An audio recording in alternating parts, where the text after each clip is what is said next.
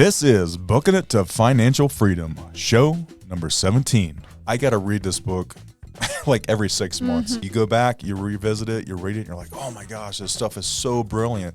People think that they're actually accomplishing 5 things at once, when in reality, you're bouncing back and forth between those tasks. And by doing so, you're not giving 100% of your attention to any of those single tasks. That takes so much brain power for your brain to switch from one task and then get back onto the other task that you're actually wasting minutes, if not hours, in your day or your week trying to switch back and forth. Sometimes you just have to close your door, lock it, and come focus on the task at hand. We all have one passion and one skill. We just have to figure out what that is. It can be some small skill that you can definitely hone in on and make huge. Welcome to Booking It to Financial Freedom, where we explore literature from some of the most successful experts in their field to help you build a blueprint for personal growth and financial freedom. Join us as we examine a new book every month and break down key concepts to help you get out of the rat race and on track to start building a life better than you ever imagined.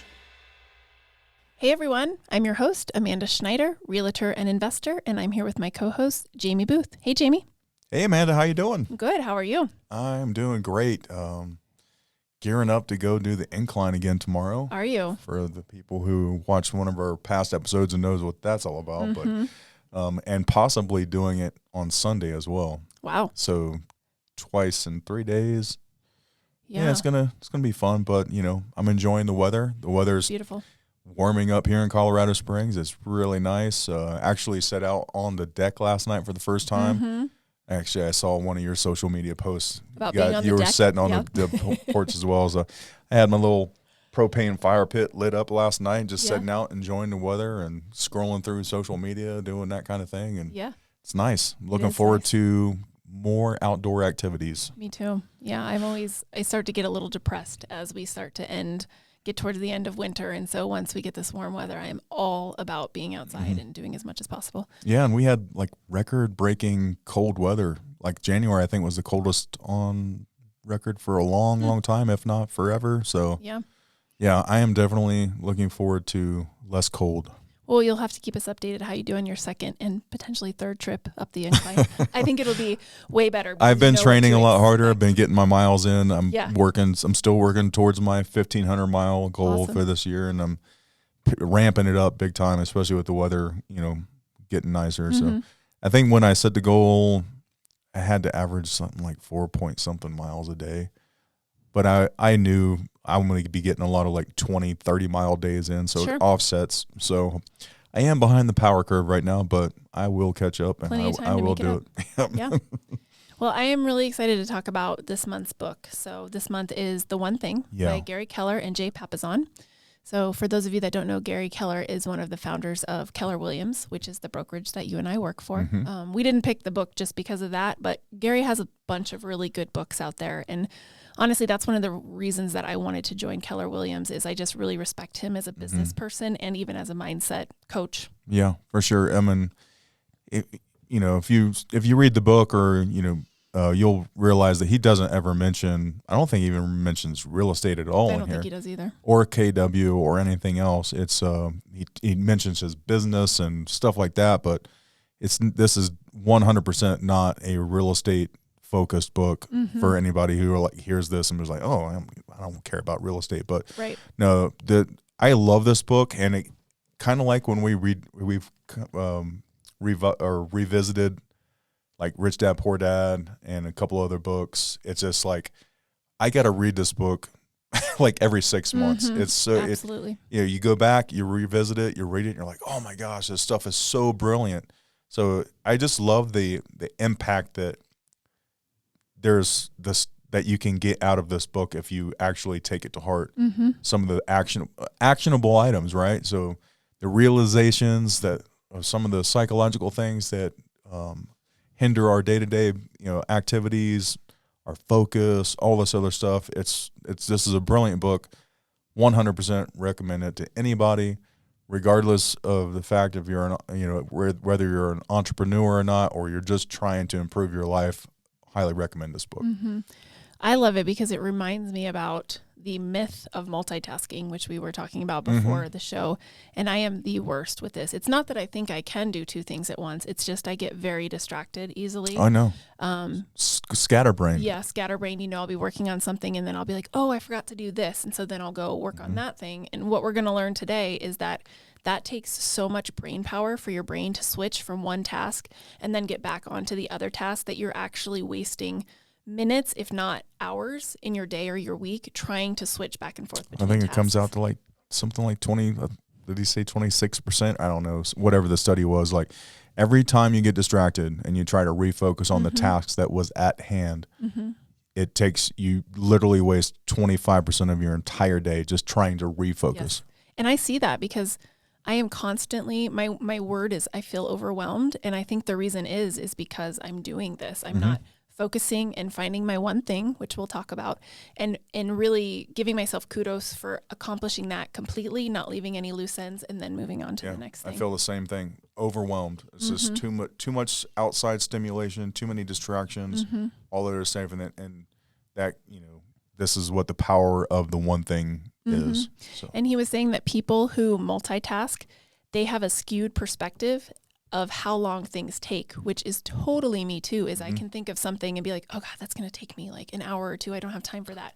And that's not true. If you would focus on that one thing, it's probably 20 minutes. It's not an hour of your day, but it's taking you an hour because you're trying to do four other things. The one task is taking you an hour or 2 hours, when in reality, the actual focused work time on that one particular task was like 20 minutes, but because you're all over the place, it's spread out over 2 to 3 hours or whatever. Yes.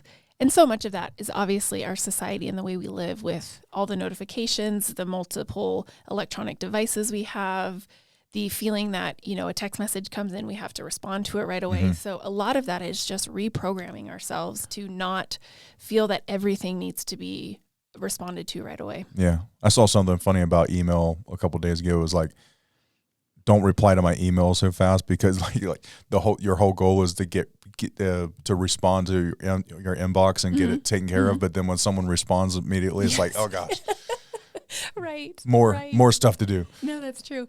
I just wanted to read this little quote from the book that really resonated with me, but it said, the unintended consequence of abundance is that we are bombarded with more information and choices in a day than our ancestors received in a lifetime. Harried and hurried, a nagging sense that we attempt too much and accomplish too little haunts our days. And of course, I'm all about technology and I love the conveniences that we have, but they can also be a hindrance. And feeling like we've got too much to accomplish, or we're attempting too much and we're actually accomplishing too little, just describes so many of us. Because I can spend my entire day being busy from 7 a.m. to 7 p.m. and I'm like, what did I get done today? You feel like you've done absolutely nothing. Horrible. Yeah. You know, and that's why I feel like I'm living in the wrong century. Yeah.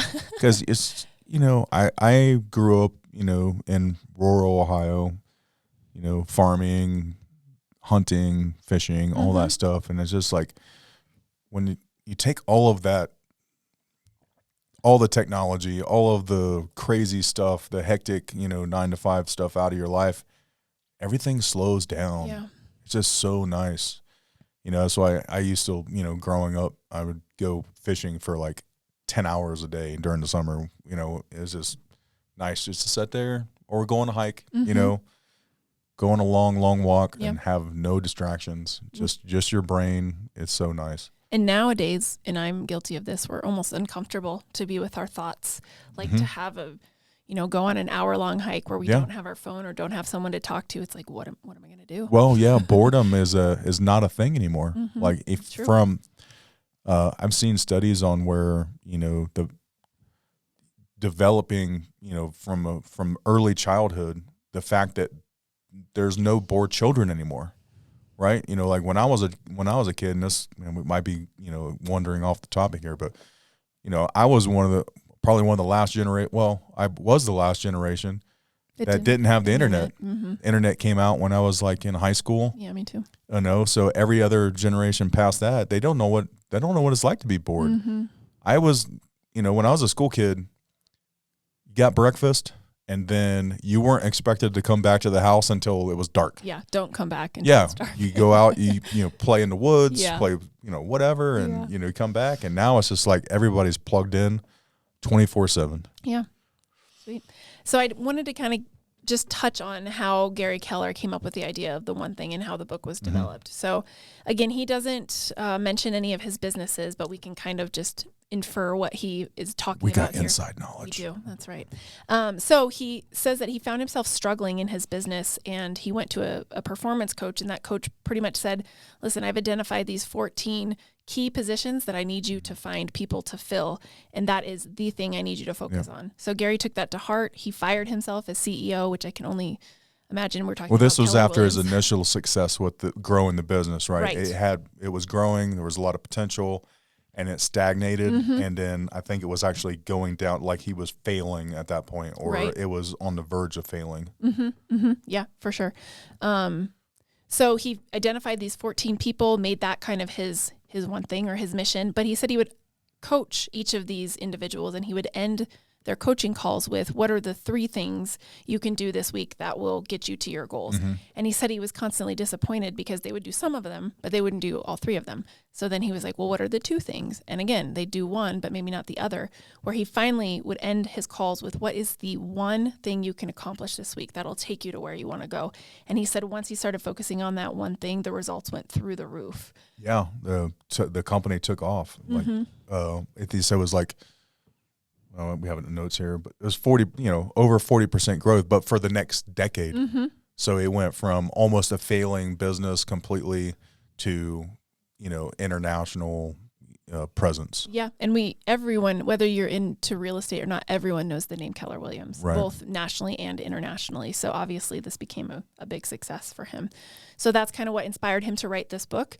It's not a super long book, but it's filled with just such great nuggets that, like you said, if you listen to it once or twice a year, like it's just such a great refresher.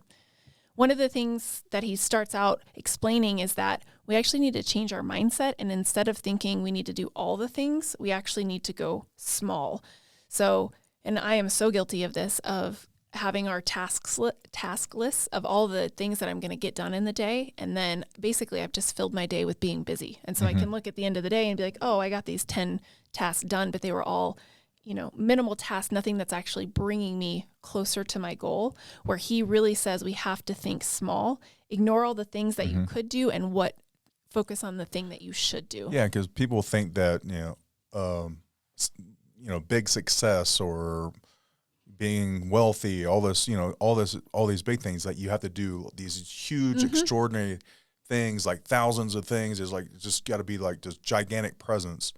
But basically, what he's saying is like that's counterproductive to actually becoming successful. You have to be laser focused in on what the actual task is at hand, which is huge.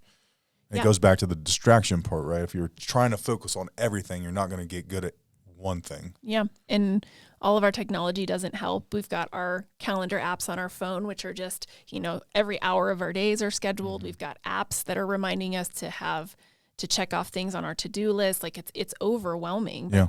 His big point is that not all things matter equally. You truly have to find the things that matter the most. Right. So. Yeah. And yeah, on that point, it's like, I feel like I can't get through the day anymore unless I live off of a list, a to-do list. Isn't that crazy? It's like, I can't even get through my morning without having to check a list to make sure that I'm not dropping a ball because everything is so hectic. Yes.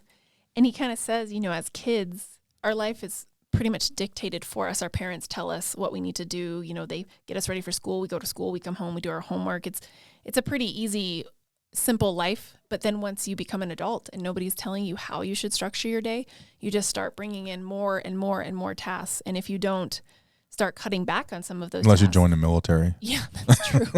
That's why you smiled at me. Yeah, for sure. Yeah, that's funny. Then you get to live your entire adult life as a child. It's true. But you don't have to. Yeah, it's a little less stressful though, I guess. But it just makes it impossible. We can't continue to add things without cutting back on some things. We just cannot live that way. It's not possible. I do love what he talks about. He uses the analogy of the domino effect, how one little domino, so I think dominoes are like 2 inches, they can knock over something that's 50% bigger than them, and et cetera, et cetera. So I think his point in all of that is just, if you make a small little impact with your one thing that day, that is going to get you 50% closer to your next goal and your next and your next. And eventually you'll look back, and in a couple months, you'll have achieved so much more than just having, several months of busy days. Yeah. You keep pecking away at that one small, it's a pretty interesting story about the domino thing and the studies that were done. Also, like 56 dominoes in. If it's knocking over one that's 50% larger each time, I think it was like by 56, the domino would like reach all the way to the moon or something like that. So but as like you said, on point is just like focusing on that one little effort, time in and time out, and then that will give you the huge results, which is the big domino, right? And you can check that math, because I did, at least to the Peyton Manning or whatever football player he used. He used a example that on your 10th domino, it would be as tall as some football player. And I was like, that doesn't sound right. And I did the math, and it works out. So it's pretty mind blowing that you go from crazy. A domino and then 50% bigger each time. And then by like I said, I'm thinking it's 56. I think so. Yeah. Like the dominoes reaches all the way. It's so huge. It gets to the moon. Pretty crazy. So he has a chapter in there that he talks about success leaves cues. And as we're doing with all of these books, is learning from other people who have, are much more successful than us. You can look at some of the most successful companies that we all know by name. So Starbucks, what's the one thing that they concentrated on? Obviously coffee. They've got some food and some like frozen drinks and stuff, but I think a lot of their business model's gone to selling you merchandise in there too, though. Yeah, maybe. But he does talk about that in the book too, about how you can start with one thing, and if that's going really well, you can then concentrate on the next one thing. Yeah. Just like Apple did. That was one of his examples is, originally they were just computers, and then they were iPods, and then it was the iPhone, and now iPads. I personally like the Star Wars example because I'm a big nerd. That was one of the things that George Lucas really took advantage of was all the merchandise. So he made movies, but majority of the money that they made for that company was through the merchandise. Yeah. And he also talks about how you can find that one person in your life that's really going to help to propel you to the next stage. So he talks about Walt Disney, and that his brother was the one that got him his first job in an art studio, which took his career off. Sam Walton, his father-in-law, lent him the money to buy his first store, etc.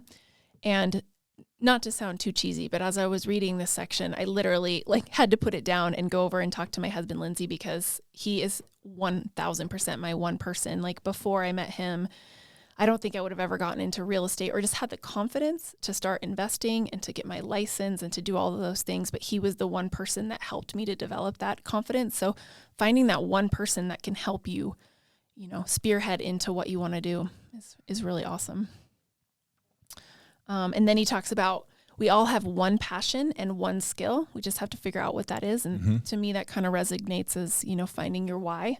What is it that... For sure. I think, I totally believe this. Everybody's like, basically a Beethoven of whatever that one skill is to you. Like you're probably the best on the entire planet, right? It's just a matter of finding what that is for you. Right. And it can be something small. It doesn't have to be being a professional athlete or a football player or something like that. It can be some small skill that you can definitely hone in on and make huge. He gives the example, too, of a runner in the book. I have no idea how to pronounce his last name. I'm not even going to try. But he was born in Africa, I believe, and he was the lone survivor of an invasion from a tribe that lived in the area. And you should read it in the book because it's much more powerful. But basically, lone survivor ran away from this attack, ends up coming to America, gets a scholarship to go to college on running because he's an amazing runner. Then he becomes like the most popular coach in Austin. Everyone knows him there. So if you're listening from Austin, you probably know who I'm talking about. Gilbert is his first name. Yeah. And then from there, he takes his one thing and he starts a charity, which is to try to help get water in parts of the world that, they don't have access to clean water. And so he's got a fundraiser revolved around running, but running is his one thing. It's an amazing, like almost unbelievable story, and incredibly inspirational. Yeah. Yeah, he went from, what was it, Burundi? I don't know. I don't think I wrote it in here. Whatever. I mean, he was a top athlete at the time as a teenager. I think he won.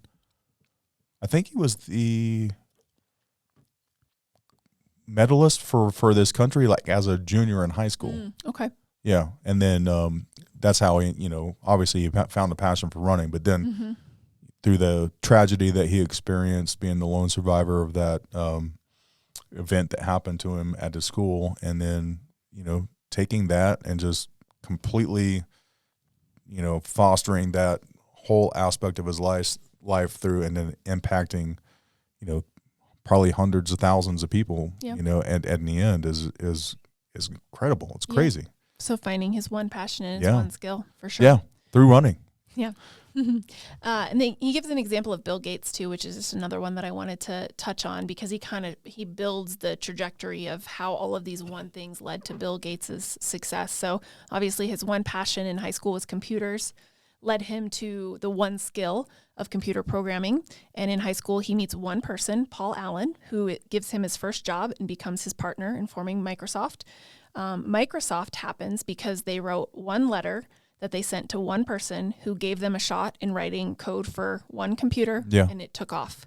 And then, as Bill and Melinda built their wealth, they wanted to start a nonprofit, and through kind of honing in on their one thing, because they knew they wanted to focus on science and technology, and they developed vaccines for the underdeveloped world. I really like this story because it shows how when Bill and Melinda started their journey to solve the world problems and all that stuff, their one thing kind of changed, because they knew that they wanted to make an impact in the world, so they were focusing on how do I make the impact, and then that impact kind of shifted and to the point to where they are now with the vaccines and stuff like that. So I thought it was pretty interesting, this, and a great example of how the one thing it doesn't necessarily have to be a single thing that and that's it, right? Yeah. It can shift. Absolutely.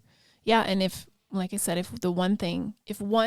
thing is doing really well, you can shift to the next thing.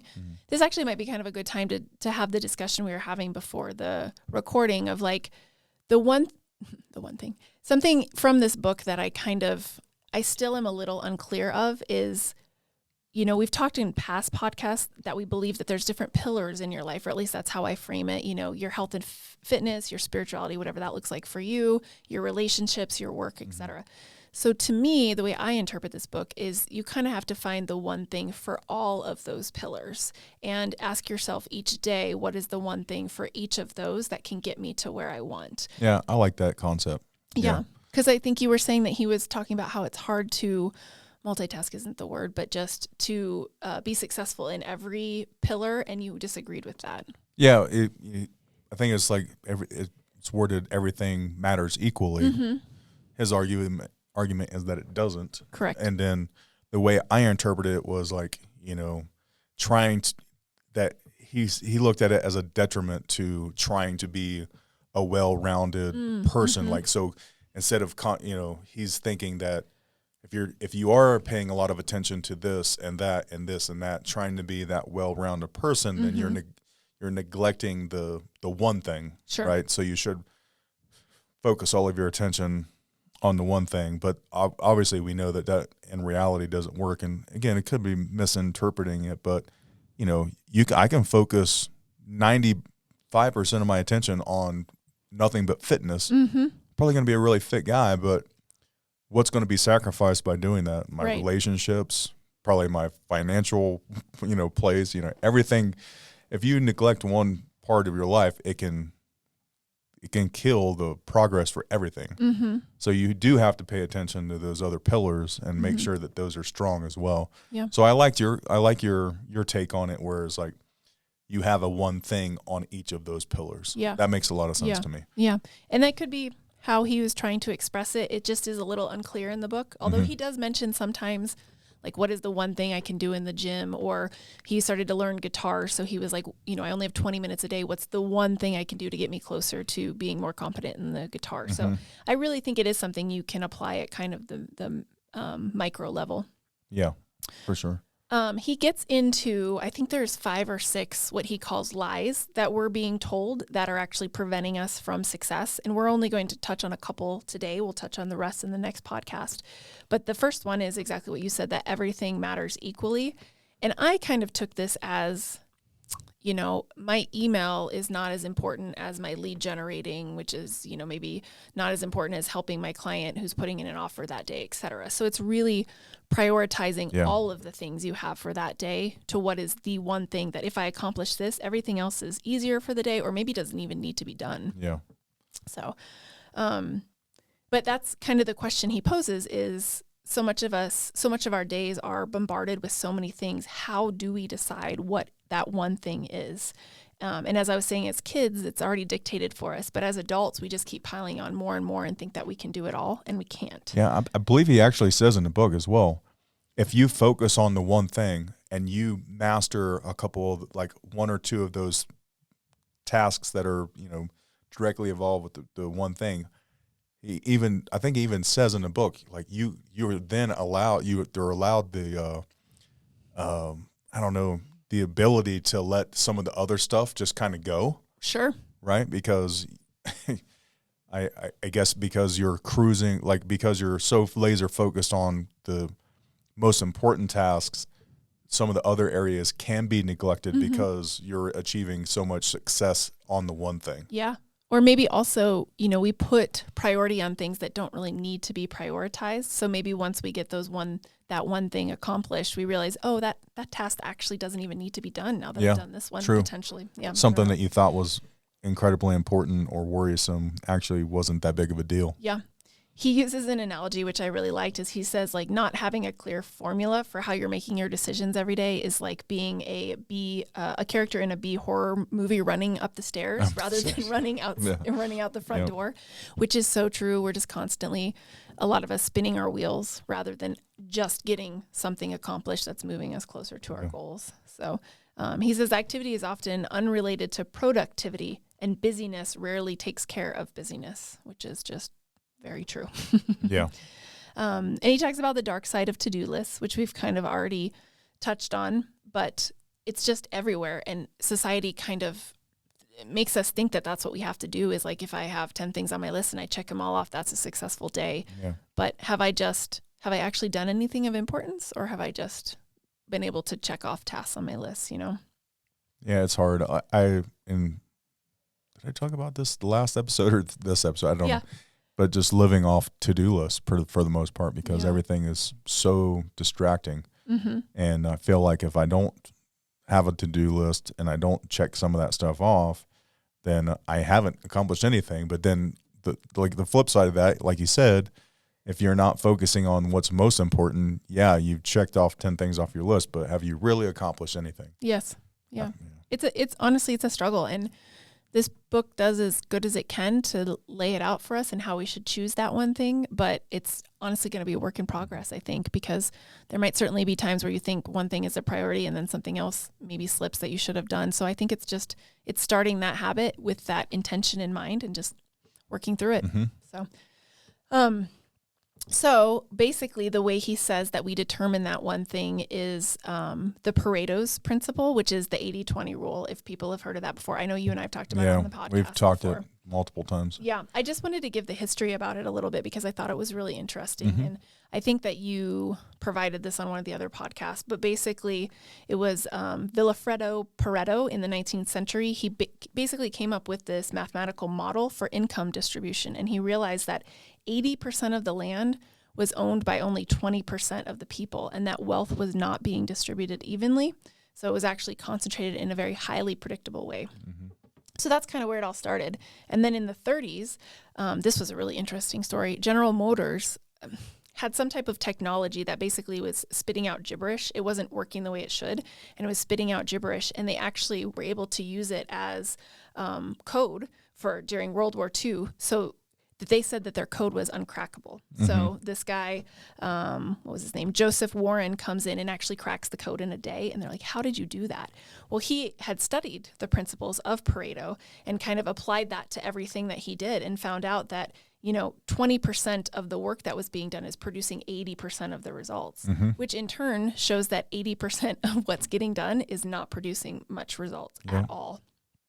So that's basically how Gary Keller tells us that we should apply what we need to do for the day, is that 80-20 principle. What is 20%? What is the 20% that's producing the majority of my results? What can I do today to get to that? Yeah, and that's the focus. That's your one thing. Yeah. But then he wants you to take it even further, and he wants you to dial down what's your 20% of your 20% of your 20% is what he says, which in my mind, again, kind of scares me. It makes me think like, oh my gosh, if I go to that small of a level, am I really accomplishing anything? But I've also spent 40 plus years of my life kind of in a state of feeling overwhelmed. So, maybe this is the answer. Yeah. Yeah, for sure. It all comes back to that focus, like being able to shut out like all the background noise and actually accomplishing something. Like the example that was with the company that he was talking about earlier is like the one thing is like he couldn't even get his top 14 employees to do 3 tasks a week. So, just be able to get that one thing done can make all the difference in the world. Yeah. And he just stresses that Pareto's principle, the 80-20, it's as real as the law of gravity. He said, yes, yet most people fail to see the importance of it. A lot of people have probably never heard of it, and they just don't know how to apply it. But it's truly a provable and predictable way that you can figure out what is the most important thing. And there is a book called the 80-20 principle. Have you read it? I think I have. Have you? I don't know if I have, but it's by Richard Koch. If anyone, Koch, if anyone wants to read that book, maybe that'll be one we add to the list. Sure. That'd be a great one to do. But I'm sure that it can help you hone in even more on how to break down that 80-20 principle. So basically the majority of what you want will come from the minority of what you do. And we just have to really convince ourselves that is the case, that even though it feels like we're doing less, we're actually doing more. Right. And he talks about how it allows you to then also enjoy other parts of your life. So if you've got these crazy to-do lists and you're an entrepreneur and you're just working every day until midnight, then your relationships are suffering, your health is suffering, et cetera. So yeah, you just really hammer down that 20%. And once you've accomplished that, if it actually, kind of frees up everything else. Yes. Yep. So it's a pretty cool concept. And he gives some examples too, which I think is great, especially for our industry. So some clients are more valuable than others. And in real estate, unfortunately, to say that, it's true.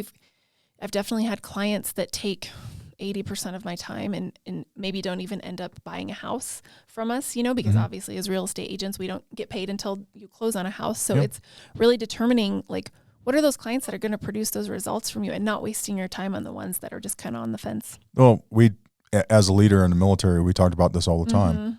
80% of our attention was taken by like the low performers, right? Which was really detrimental to the force, because you spend all this time working on the people who need all the help, or the underachievers, or the troublemakers, right? And then your 20% that are producing most of the results. So the top 20% of your workforce or your troops or whatever, who are superstars, get neglected because you're spending 80% of your time on all the other people. So it's a kind of a little vicious circle that you have to deal with, especially when it comes to people. Yeah, for sure. Especially like in the military, or if you run a company, you really have to evaluate whether it's worth trying to retrain those people. They're taking all of your effort. Call it retention tools in the military. Yeah. Sorry, you cannot re-enlist. Yeah. And he also says, the handful of investments, we put most money in our pocket. So if you're somebody that, you look at some of the wealthiest people, and it's not that they became so wealthy because they have their hands in several different things. It's usually they found one thing that made them the majority of their money. So, and Gary gives an example in the book, which I really liked, because again, you and I have the inside track, so I think I know what he was talking about. But he's talking about, again, there was a point where they felt kind of like their company was failing, or they weren't getting to where they wanted to get. And so he had everyone brainstorm ideas, and they narrowed it down to, I think I don't know, if it was 100 people or whatever, they came up with 100 ideas. So they took that and then they narrowed it down to like 20 ideas and then the top 5 and then one idea. And that one idea was writing a book about his industry and how to be a top performer, which I think is probably The Millionaire Real Estate Agent, because he also wrote that book. And that was the thing that then propelled their company again to where they wanted to be, honing in on that one thing. Yep. Got the blueprint set in place. Yeah. Okay. And then line number 2 is multitasking, which we talked a little bit about in the beginning. And I am so guilty of this one. And I am 100% believe 100% believe that multitasking is crap. Like it's not a thing. It's not a thing. Doesn't exist. But I love I don't love getting in arguments with anybody, but there are people who are just die-hard believers that multitasking is the way it exists, and I am great at it.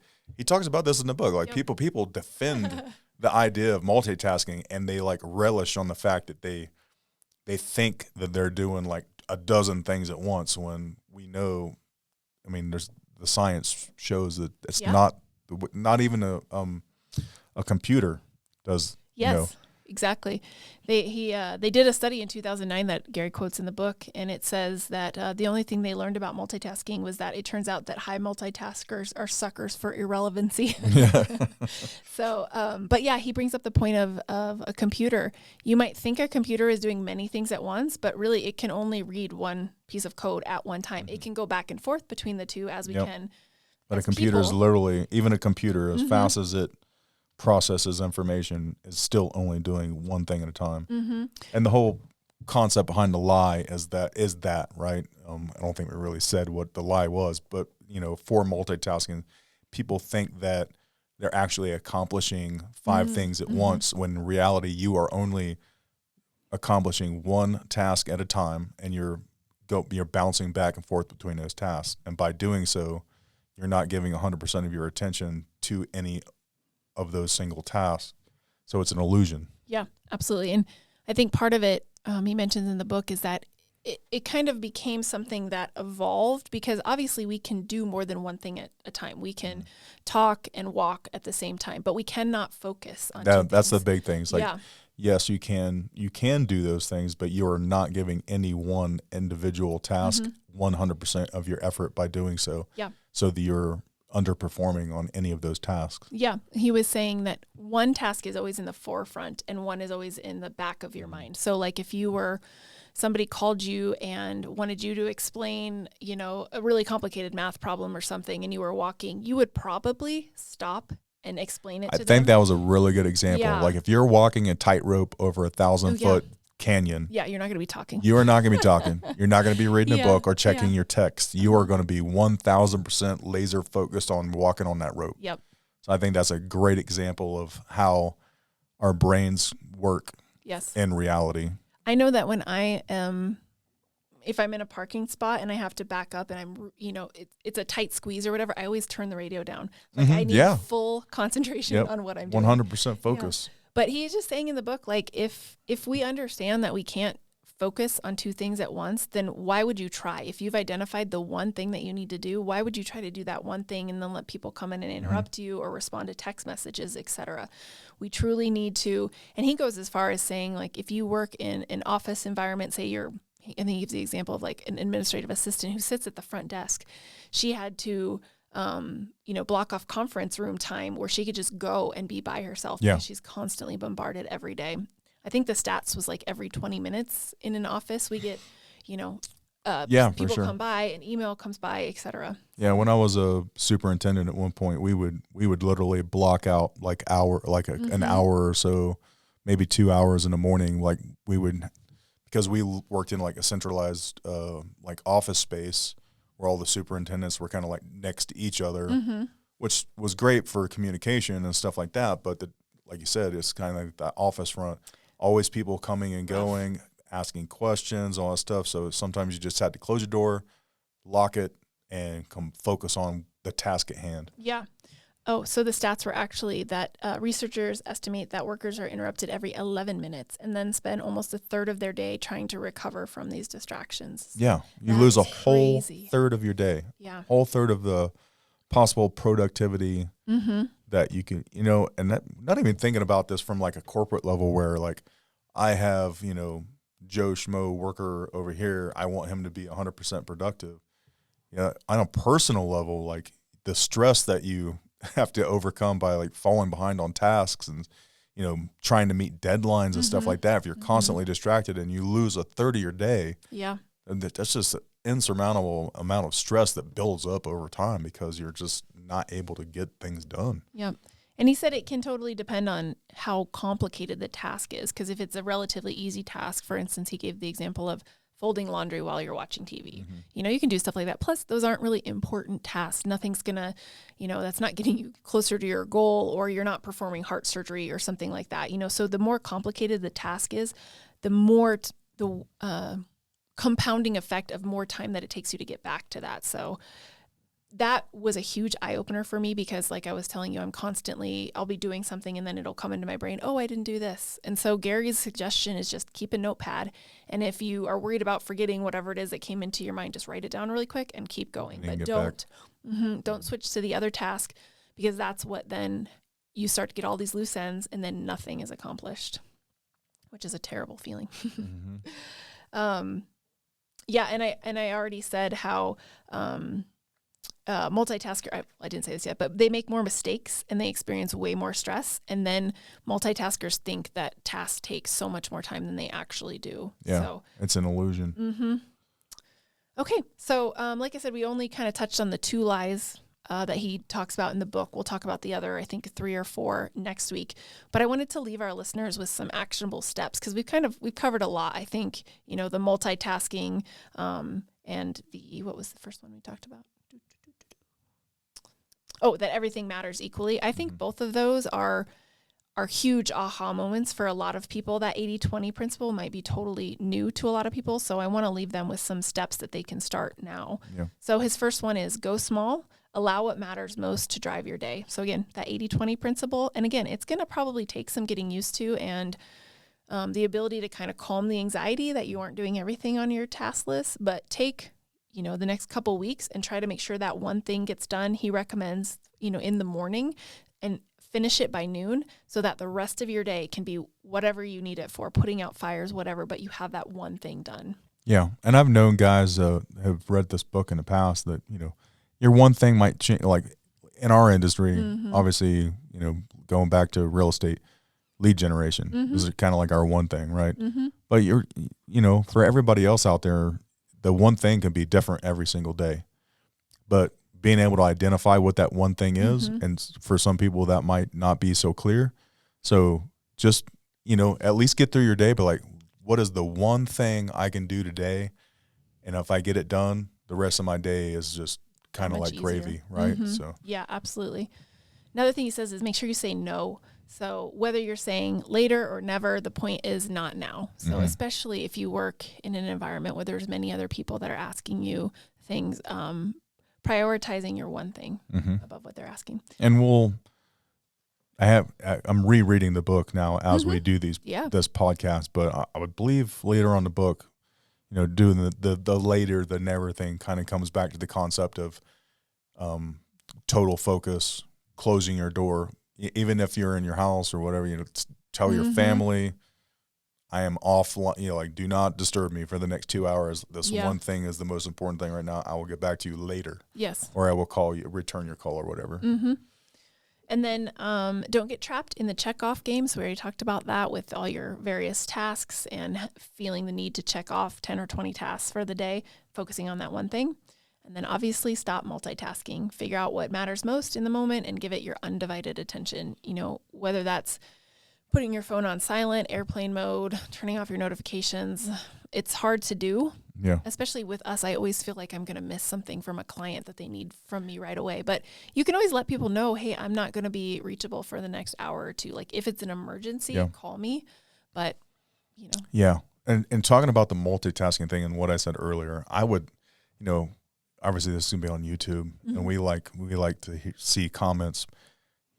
If someone out there is a stout believer in multitasking, will stand on that hill and defend it. I'd love to hear how their view contradicts what we're talking about here as far as the the illusion of multitasking as to how you feel that it is relevant. And there might be a small percentage of the population that can actually do multitasking, but it's got to be a real low percentage. Just like we were talking about in our last podcast with Jess, where she was saying people claim they only need 4 hours of sleep. And she's like, no, Mm-mm. you need way more. Maybe there's 1% of the population that can operate on that. Same with multitasking. For the majority of us, cannot do it. Mm-mm. But yeah. Cool. Well, next week we're going to go over, we're going to continue with the lies that Gary says that we're being told that kind of keep us from success. And then we'll also touch on some of the truths that lead to productivity. So Jamie, you want to take us out? Yeah, absolutely. If you think you got any value out of today's episode, or that maybe someone else could benefit from what you heard today, please consider sharing, liking, and subscribing to the channel. And again, if you have any comments on the YouTube channel, please, we love seeing your feedback. We like hearing what you guys are doing out there. So yeah, please do everything you can to help us grow, and we appreciate everything you guys do for us. Absolutely. See you next time. See you next time.